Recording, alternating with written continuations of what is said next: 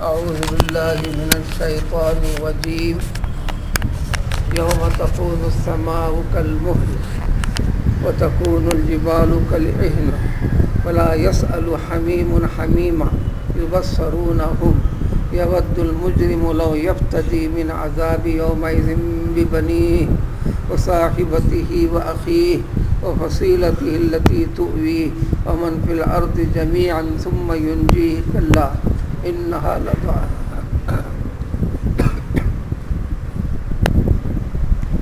سورہ معارج جس کی ابتدائی آیتیں گزری تھیں، ابتدائی آیتوں میں اس سورہ کے اندر آنے والے مسائل کے بارے میں پہلی آیت سے متعلق ذکر کر دیا گیا، جو تھا سأل سائل بعذاب واقع۔ پیغمبر علیہ السلام سے جتنے پیغمبر گزرے ہیں اور جتنوں کو پیغمبری اللہ تعالیٰ نے عطا فرمایا ہے، صرف ان تمام پیغمبری ذمہ داریوں میں دو ذمہ داریاں اہم ہیں، انہی دو ذمہ داریوں سے ساری چیزیں جڑی ہوئی ہیں۔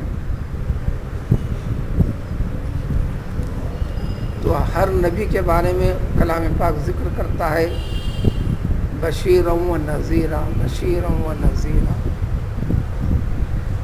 قیامت کے دن بھی جب دوزخیوں کو دوزخ میں ڈالا جائے گا تو ان کو تنبیہ کرتے ہوئے دوزخ کے فرشتے بھی یہی پوچھیں گے الم یاتکم نذیر، اللہ تعالیٰ کی طرف سے کیا تمہیں انتظام نہیں ہوا تھا کسی نذیر کا؟ جنتیوں کے لیے تو بشیر ہیں، یعنی بندے کے لیے بندے کی عاقبت سے واقف کروانے کے لیے، یعنی آخرت اس دنیا کی زندگی کے بعد ہمیشہ والی جو زندگی ہر انسان کے لیے یقینی ہے، یہ یقین اور عقیدہ بٹھانے کے لیے، کیونکہ اللہ رب العالمین ہے اور اس کی رحمت ہر چیز سے وسیع ہے، اپنی مہربانی فرماتے ہوئے انسان کے انجام سے بار بار یاد دلاتا ہے کہ وہ ہمیشہ والے انجام کو سامنے ملحوظ رکھ، ذہن میں رکھ۔ جو اس انجام کو مان لیے، ماننے کے اچھے نتائج کا تذکرہ انبیاء کرام علیہ السلام کے ذریعے سے پیش کیا گیا، یہ بشارت ہے، اس لحاظ سے ہر نبی بشیر ہے۔ جنہوں نے اس کی پرواہ نہیں کی، دنیا اور دنیا داری، کل کے مقابلے میں آج کا دن، آج کے ہوس کی تعمیل و تکمیل میں لگے رہے، اللہ نے انتظام فرما دیا کہ یہ طریقہ کار غلط ہے، اس طرح پڑے رہنا اسی کا نام گناہ ہے، اسی کا نام نافرمانی ہے، اس کا انجام برا ہوتا ہے۔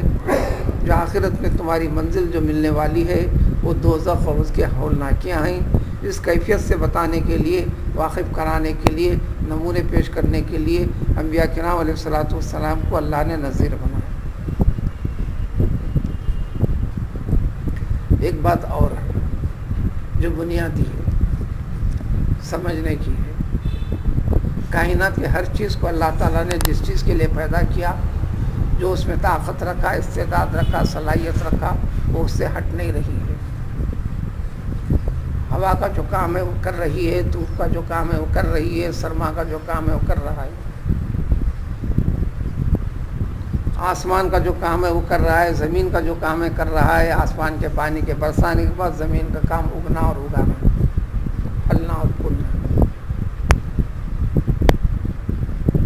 اسی کو اطاعت و فرمانبرداری بتایا اللہ تعالیٰ نے۔ کائنات کی ہر چیز اپنی اپنی حالت پر جس کو جس چیز کے لیے، جس مقصد کے لیے پیدا کیا گیا، اس مقصد کے اوپر قائم اور باقی ہے۔ کیا کبھی تم نے دیکھا کہ اس کائنات کے کسی چیز کے اندر جس چیز کے لیے اس کو پیدا کیا گیا اس کے خلاف اس نے کیا ہے؟ کیا یہ نہ کرنا اپنے خالق اور مالک کو ماننا ہے، یہ عبادت کے طریقے ہیں۔ لیکن انسان نامی مخلوق ایک عجیب ہے. اور یہ بھی فیصلہ ہے تمہارے رب کی قدرت کے بارے میں، کائنات کی ہر چیز اللہ کے مشیت ارادے کے بغیر کچھ بھی نہیں ہوتا. قرآن جگہ جگہ تفصیل پیش کیا ہے. ایک پتا بھی درخت سے گرتا ہے تو اللہ کے حکم سے، اللہ کی مشیت سے، اللہ کے علم میں ہے.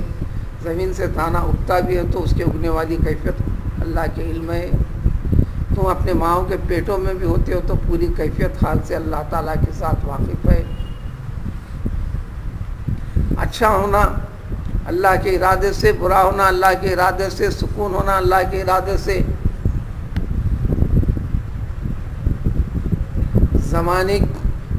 زمانے کی بدامنی ہونا یا حالات کے بدامنی ہونا یا انسانوں میں آپس میں بدامنی کی کیفیت پیدا ہو جانا اللہ کے حکم سے، ارادے سے.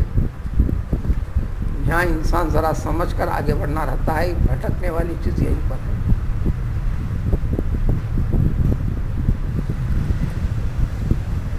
جب اسی کے مشیت سے ہے تو پھر بندے کا کیا قصور ہے؟ یہ بھٹکنے والی کیفیت. دوزخ میں ڈالتا وہی ہے، جنت میں ڈالتا وہی ہے. جنتیوں کو بھی پیدا اسی نے کیا، دوزخیوں کو بھی پیدا اسی نے کیا. سادے سیدھے الفاظ میں شریر کی شرافت اللہ کی مشیت سے، برے آدمی کی بدماشی اللہ کے برے ارادے سے. یہ مشیت خدا بندی. لیکن پھر بندے کو، تو بندے کے اندر، انسان کے اندر جو اللہ نے پیدا کیا ہے یہ کیفیت کسی اور مخلوق میں نہیں. وہ کیا ہے؟ انسان کے اندر ایک استعداد، طاقت، صلاحیت پیدا کیا ہے. دو صلاحیتیں ایک ساتھ رکھا ہے، اچھائی کی، برائی کی، خیر کی، شر کی. خیر کی، شر کی. ایسا نہیں کہ جتنے نیک بندے ان کے اندر صرف خیر کو رکھا ہے، شرارت کو نہیں رکھا.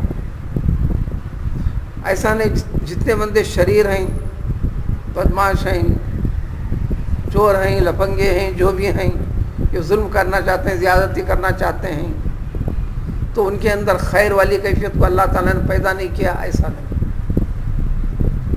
ساری مخلوقات میں اس مخلوق کو جو شرف ہے اور امتیاز ہے بس اس کیفیت کے ساتھ ہے کہ خیر اور شر کی دونوں طاقتیں، صلاحیتیں انسان کے اندر برابر رکھا ہے. اور انسان کو واضح کر دیا ہے. اب انسان جس صلاحیت کو استعمال میں لائے گا اس میں پختہ ہوتا چلے گا، وہ طاقت بڑھتے چلی جائے گی، وہ صفت اس کی بڑھتے چلی جائے گی، اس میں آگے بڑھے گا. لہذا اس نے دو دی گئی طاقتیں قدرت کی، اور یہ دو دی گئی طاقتوں میں اللہ تعالیٰ نے اختیار بندے کو دے دیا. اور یہ طاقتیں کسی اور مخلوق میں پیدا نہیں کیا، اور اختیار کسی اور مخلوق کو دیا نہیں. اسی لیے وہ اللہ کی فطرت پر قائم اور باقی ہے. تو انسان کے اندر یہ دو طاقتیں دے دیا، اور سمجھانے کے لیے بھیج بھی دیا، نمونے بتا دیا، گزرے ہوئے نمونے پیش کر دیا، زندگی کے اندر رد و بدل ہونے والی کیفیتوں کو پیش کیا.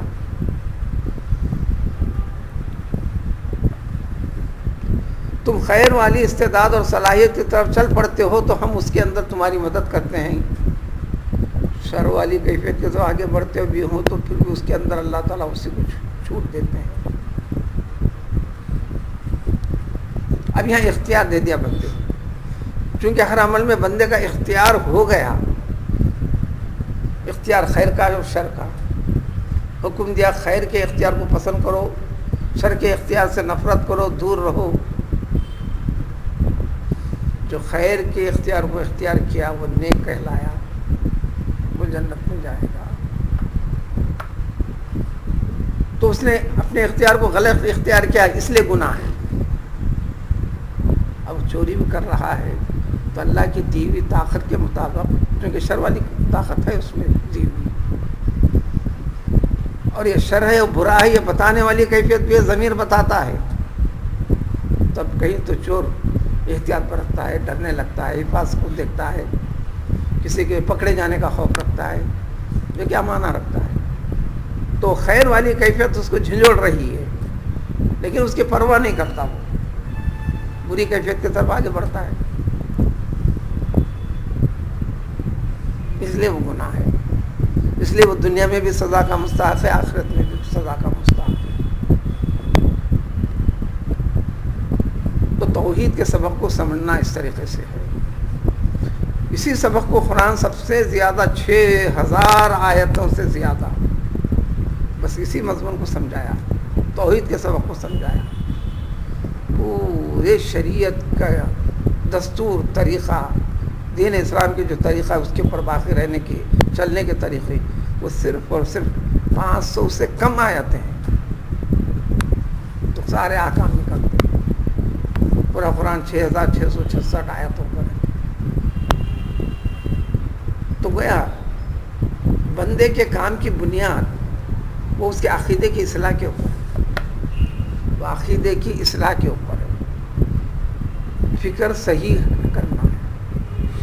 اس طرح انسان کے دل کی تعلیم و تربیت کرتا ہے اسلام، زبردستی بنا کے کرنا ہی نہیں، دل سے اللہ کو مان کر اپنے رب کے لیے کرنا ہے، اچھا برا جو بھی کر رہا ہے اس کے لیے، اس کی مزید بڑی تفصیل ہے۔ ابتدائی آیتوں میں گزرا کہ قیامت کے عذاب کے متعلق اس کا انکار کر کر، اقرار نہ کر کر، جس طرح پہلے کی قوموں نے اپنے انبیاء کو تنگ کیا، یا آخر الزمان پیغمبر کو بھی، اور آخر الزمان پیغمبر علیہ السلام کے ذریعے سے جو کلام پاک جو تعلیمات دے دی گئی ہیں، آج بھی ساری دنیا اور بڑی کثرت اسی مسئلے کے اوپر ہے۔ ماں باقی ہونے نہ ہونے والے واقعات اس ضمن میں ان ساری چیزوں کے پیچھے ایک فکر ہے بس۔ شروع میں ذکر کر دیا گیا پرسوں کی گزری ہوئی آیاتوں میں کہ دیکھو قیامت کا عذاب اور قیامت کا قائم ہونا بالکل پکی بات ہے، اس میں ذرا بھی شک و شبہ نہیں۔ یہ شبے کو قرآن جگہ جگہ دور کیا ہے۔ اب یہ پوچھنے والا ہے توڑا سوال کیا ہے، جب ہوں گا تو اس کے حق میں وہ قیامت کا دن جو ہوں گا، اے انسانوں تمہارے جو حساب و کتاب کے لحاظ سے 50,000 سال کے برابر والا دن ہوگا۔ اس سے پہلے متصل سورے میں بھی قیامت کے چند مناظر کو پیش کیا گیا، اب اس سے آگے یہاں پر ہے انسان اس کو بعید سمجھتا ہے، کہاں سے ہونے والی بات سمجھتا ہے، اور ہوں گی تو کب ہوں گی دیکھیں گے سمجھتا ہے۔ دیکھو ہم بتا دیتے ہیں بالکل قریب ہے۔ قریب کے دو مفہوم تھے، یہ بھی بتا دیے گئے۔ ایک تو پیغمبر علیہ السلام کا آ جانا، پیغمبر کا سلسلہ ختم ہو جانا، قیامت کی سب سے پہلی اور بڑی نشانی علامت یہی ہے، وہ آ چکی۔ چاند کا 2 ٹکڑے ہونا، وانشق القمر، وہ بھی پیغمبر صلی اللہ علیہ وسلم کے ساتھ کروا دیا گیا۔ اب جب بھی آئیں گی تو قیامت ہی چاہیے، پھر مہلت دینے کے لیے اللہ تعالیٰ پھر نئے رسول کو بھیجیں گا نہیں، جب کریں گے تو دنیا ختم کر دیں گے۔ تو گویا اس دنیا کی عمر کا تعلق بندے کے ہاتھ میں دے دیا اللہ تعالیٰ نے۔ تم جتنا سدھرو گے دنیا کی عمر بڑھیں گی، تم جتنا بگڑو گے دنیا کی عمر کم ہوگی۔ پوری طرح بگڑو گے تو پوری کائنات کے نظام کو ختم کر دیں گے۔ بالواسطہ یہ بات سمجھ میں آ گئی، ساری کائنات کے ہر چیز کو صرف اللہ تعالیٰ نے انسان کے لیے پیدا کیا، تاکہ انسان اس پر غور کرے، سمجھے، اللہ تعالیٰ کی خدائی کو جانے، اس کی قدرت کو جانے، بڑائی کو جانے۔ بہرحال جس دن قیامت قائم ہوگی اس دن ایک منظر یہاں پر یہ پیش کیا گیا، جس آسمان کو دیکھ رہے ہو،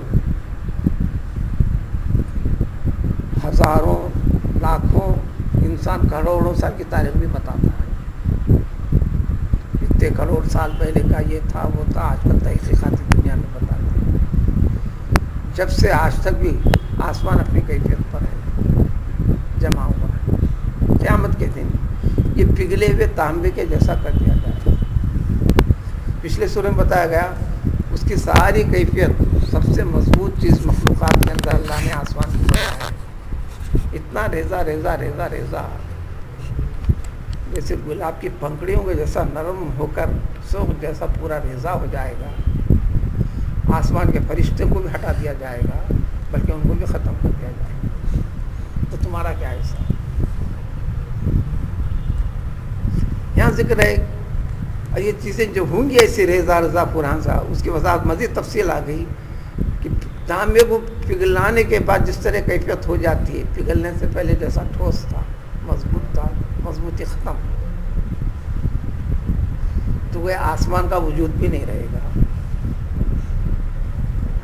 اور جتنے پہاڑ جس کی بنیاد کے اوپر زمین قائم ہے، ٹھہری ہوئی ہے،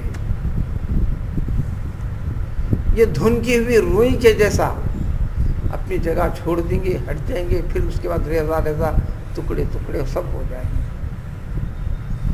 تو اس وقت ہولناکی والی کیفیت دیکھو، لا یسأل حمیم حمیما، ارے انسان تیری جو کیفیت ہوگی، تم انسانوں میں سب سے گہرا پکا جو دوست ہے، کوئی دوست اپنے کسی دوست کے بارے میں بھی سوال نہیں کرے گا، اور قدرت یہ انتظام کرے گی تمہارے پورے دوست، تمہارا پورا خاندان، تمہارا پورا قبیلہ تمہارے سامنے کر بھی دے گی، تمہارے سامنے تمہارے پورے دوست احباب بھی ہوں گے، تم دیکھ رہے ہوں گے، لیکن اس کی ذری بھی پرواہ نہیں کرے گا، کیونکہ اپنی حیبت پڑی ہوئی ہے اس کو۔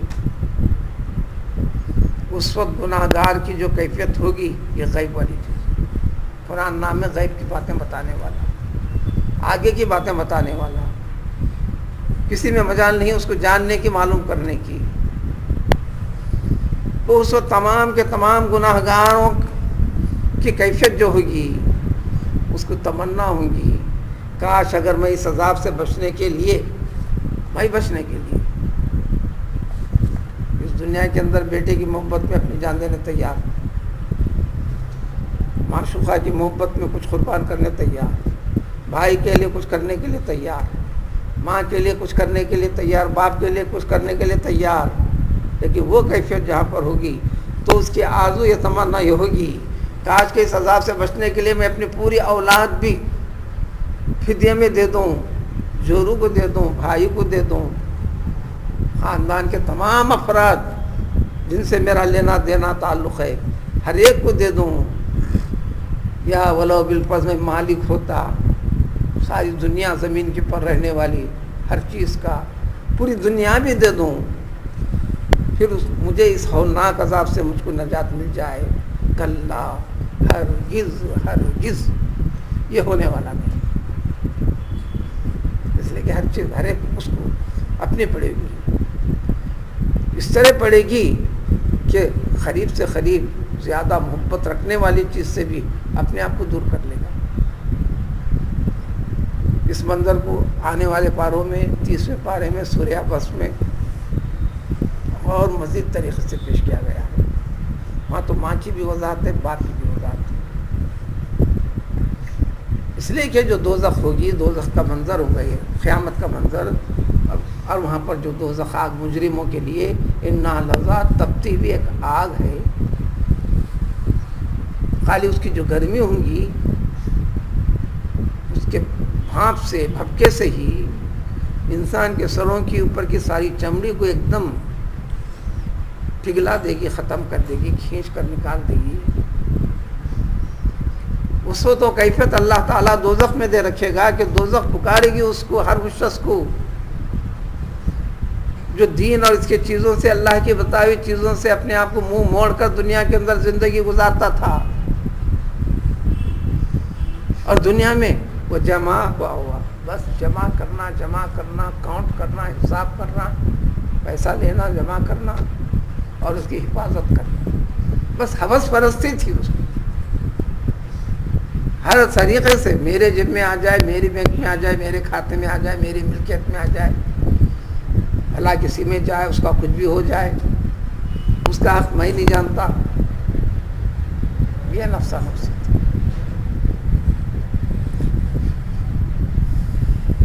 ان الانسان خلق حلوا، اتنی کیفیت پیش کی گئی اور مزید کیفیتیں آئیں گی۔ پھر انسان کی فطرت بتاتے ہیں، یقیناً انسان بڑا جلد باز، بے صبرا پیدا ہوا ہے، یعنی اس کی خلقت کے اندر بے صبرا پن، ارے ذرا صبر نہیں کرتا دنیا میں، اپنی غرض کو بٹورنے کے لیے اسے بے چین ہونے لگتا ہے.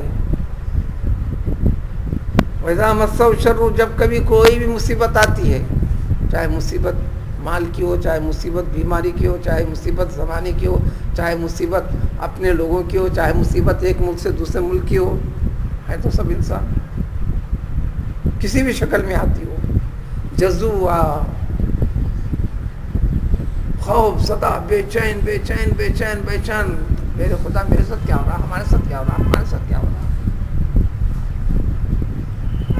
ان تمام کے پیچھے دور سے ملی ہوئی کڑیاں ہیں جو سبب تمہارے عمل کی وجہ سے وہ کیفیت کھینچ کر تم تک لائی ہے، اس کی طرف فکر نہیں کرتا.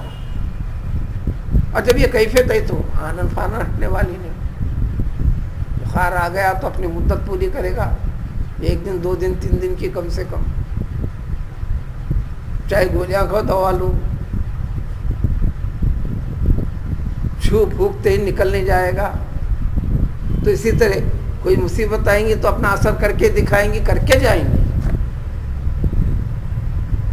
وَإِذَا مَسَّهُ الْخَيْرُ مَنُوعًا، اور جب ہی اس کے ساتھ خیر ہو جاتا ہے، مال و متاع مل جاتا ہے، اور یہ چیزیں کیفیت بے ایمانی کی اس سے ختم ہو جاتی ہیں، تو پھر اللہ کو یاد کرنا چھوڑ دیتا ہے. دیکھو اپنے مال میں اس کے اندر سب سے زیادہ بخیل بن جاتا ہے. یہ کیفیت دوزخیوں کی علامتیں، کیفیتیں بتائی گئیں، اور دنیا کے اندر انسان کے مزاج اور فطرت کے ساتھ جڑی ہوئی چیزیں ہیں. اس فطرت کے اندر اصلاح کے طریقے قدرت نے بتائے، اور جنہوں نے اصلاح کی، اب آگے کیا ایسا ہوتا ہے، الا المصلین، یہاں سے ان عادتوں کا یقین رکھنے سے دور رہنے والے، قیامت کا یقین رکھنے والے، اللہ کے حکم کا یقین رکھ کر اس دنیا میں اپنی زندگی کو ڈھالنے والے. سادے سیدھے الفاظ میں اللہ نے جو ان کے اندر جو استعداد خیر کی رکھی تھی، خیر والی طاقت کو خبی بنایا، اس کے اوپر چلتے رہے، تو ان کے مزاج ہوتے کیسے ہیں، ان کے عمل ہوتے کیسے ہیں، ان کی زندگی ہوتی کیسی ہے، پھر اللہ تعالیٰ کا انعام ان کے ساتھ ہوتا کیسا ہے، آنے والی آیتوں میں تذکرہ ہے.